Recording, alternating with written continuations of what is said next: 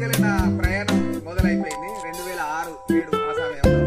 So విషయం ఏంటంటే మా ఆదిలాబాద్ డిస్టిక్ లో అత్యంత పుష్కలమైనటువంటి జలవనరులు ఉన్నాయి. జలవనరుల్లో ఇది ఒక ఏరియా అన్నమాట. బాగా జలవనరులు ఉన్న ఏరియా ఏదైనా ఉన్నదంటే మా ఆదిలాబాద్ డిస్టిక్ మాత్రమే, మా తెలంగాణ మొత్తంలో. సో విషయం ఏంటంటే ఈ రోజు అట్లా సరదాగా రాత్రి అంతా వర్షం కొట్టిందని చెప్పేసి కాలువల పొట్ట తిరుగుతుంటే నాకైతే రంగురాలు దొరికినాయి. రంగురాలు కలెక్ట్ చేయడం అనేది నాకు చిన్నప్పటి నుంచి ఉన్నటువంటి హ్యాబీ, అంటే ఇష్టం, కోరిక. సో అందులో భాగంగా నాకైతే ఒక 3 రంగురాలు దొరికినాయి. ఇవి 3 రంగురాలు. ఇట్లాంటి రంగురాలు కూడా ఇంకా వేరే వేరే రంగురాలు ఇంట్లో ఉన్నాయి. సో మీరైతే ఏం చేస్తారంటే ప్లీజ్ షేర్ చేయండి, లైక్ చేయండి, సబ్స్క్రైబ్ చేయండి, ఎంకరేజ్ చేయండి. సో ఇదంతా నేను తిరిగిన ఏరియా. అప్పుడు కొద్దిగా జంగల్ తక్కువ ఉండే, ఇప్పుడు జంగల్ బాగుంది. ఇదంతా మంచి కాలువ అన్నమాట, మంచి నీళ్ళు వచ్చే కాలువ.